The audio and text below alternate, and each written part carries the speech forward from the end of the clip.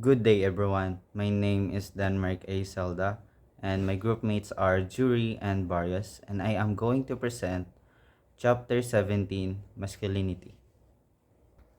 What is masculinity? Masculinity defined as the possession of qualities traditionally associated with men.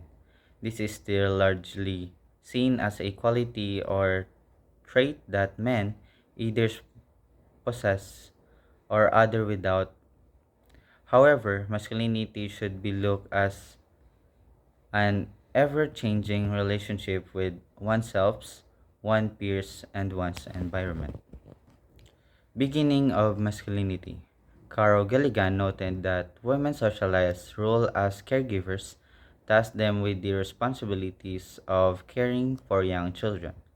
Traditional models of a household have the men working solely outside of their homes, making them absent during a child's early years. This scenario leaves young boys with no male role model to learn from. Boys learn masculinity from what they see on media and interactions in schools. The lack of empathy of men may be rooted in the fact that they are actually socialized to be unlike women, who must have empathy to raise children. What makes a man a man? In his book, he identified four rules of masculinity. No sissy stuff. Masculinity is based on the relentless repudiation of the feminine masculinity is never being a sissy. 2. Be a big wheel. We measure masculinity by the size of the paycheck, wealth, power, and status are all makers of masculinity. 3. Be a sturdy oak. What makes a man is that he is reliable in crisis, and what makes him reliable in a crisis is that resembles an inanimate object, a rock, a pillar, a tree. 4. Give him hell. Exude an aura of daring and aggression. Task, risk, live life on the edge, go for it. Providing masculinity. Vandello and Bosson, manhood is hard to win. Other men win manhood through physical activities, sports, or even through public acts of homophobia.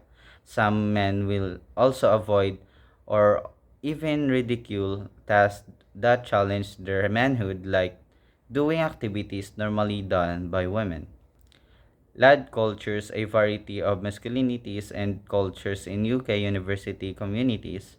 Raunchy culture, related to lad cultures that has the potential and actual harm from binge drinking and harassments. Hookup culture, dominant in the American cultural sexual activities, is regarded as the transition making from boyhood to manhood. An aversion to the feminine masculinity as homophobia. The basis behind the connection is not the fear of women, but the fear of being humiliated in front of other men, or being dominated by stronger men.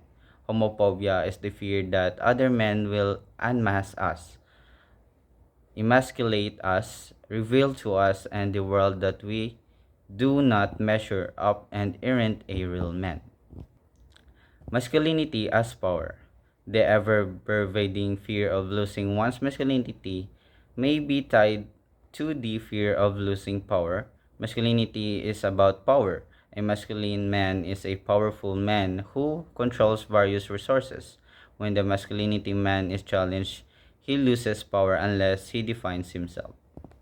Men as the masculine generic and male entitlement. When people think of gender, they readily think of the female or LGBT and rarely the male. Men are viewed as the masculine generic, largely the reason why gender studies often only bring women to mind. Men and fragile masculinities. One buzzword that surrounds masculinity involves what is called fragile masculinities. Men have the privilege of being the generic template of a human being. Women will always wake up and see themselves as women because society constantly brings attention to their womanhood. Is the Philippines a masculine country? The Filipino masculinity is challenging due to both migration and globalization. On Filipinos is in general are becoming more westernized since the advent of colonization and the creation of modern Philippine society. Men were made to be dominant to and oriented toward building camaraderie among themselves. And that will be all for the chapter 17. Thank you.